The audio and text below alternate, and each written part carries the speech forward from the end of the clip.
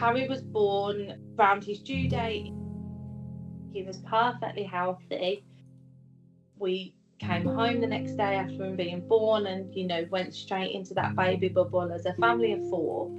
At 16 weeks, Harry went in for his injection and we came home later that evening and he started bouncing in my arms. His body was twitching. Mother's instinct kicked in and I knew that it wasn't right. So we called for an ambulance.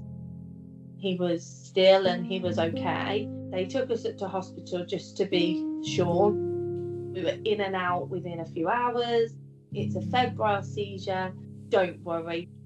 The night before Harry's first birthday, he had another seizure. The first present that he opened on his first birthday was given to him by the wonderful staff in the A&E. I don't know whether it was because I was emotional, because it was his birthday or what. I just thought, I'm not sure anymore. That hope had sort of started to dwindle. His balance was really not coordinated. He wasn't hitting the development milestones. We then got to the end of September and Harry ended up having 10 seizures in 72 hours. It was a horrendous time. The discharge note said query Dravet syndrome. No one during that whole week that we had been in hospital spoke about genetic disorders. It was like we'd been hit by a train. The Christmas and New Year period rolls by and we're in hospital with more seizures. And the 11th of January 2023, my phone rings when I'm sat at my desk at work. It's the Children's Hospital, and so I take the call expecting it to be a review of the medication that we'd asked for just weeks before. And the consultant on the phone tells me that the genetic testing has come back and Harry has tested positive for a de novo version of Dravet syndrome. And at that moment, our lives fell apart.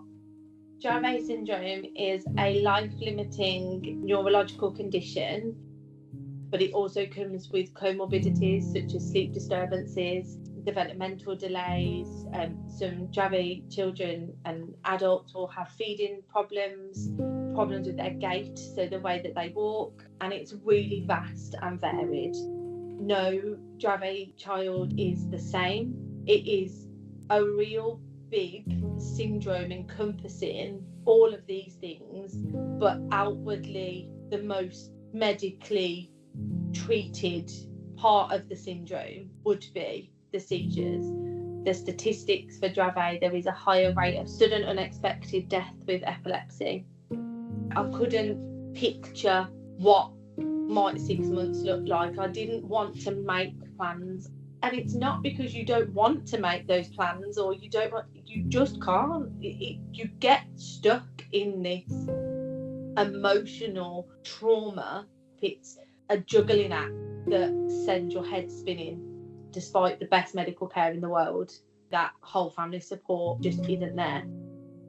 They're not going to be there to wake up at 2 o'clock in the morning and hear that seizure. But when we're so exhausted and, emotionally spent, where are we going to be as well? And that's obviously whatever led us to getting in touch with the Sandcastle Trust. And for that, we are really grateful for the support that they gave us. The Sandcastle Trust supports the emotional well-being of the whole family that's been impacted by the rare genetic condition. They provide respite activities like the Sandcastle Santa Days out we've had, peer support and counselling. To see us going out and enjoying a day with Santa, it helps everybody, but your support unit can see and celebrate with you, and it's not something that's always financially accessible. I then receive the Sandcastle newsletter every month. At the bottom of that newsletter that month, it said, don't forget about our Sandcastle counselling service, giving us the chance to speak about our traumas and the chance to vocalise your worst fears, but then being given this toolbox that makes sense. There's still the anger, there's still the grief, there's still the hurt, the upset, hopelessness at times, but there is also space for all of that other great family time, those precious moments, the celebrating the micro milestones. Having the Sandcastle Trust has already meant that my children have a mom that's in a better place than she would have been. We will, and I will personally, always be very grateful for the support of Sandcastle Trust.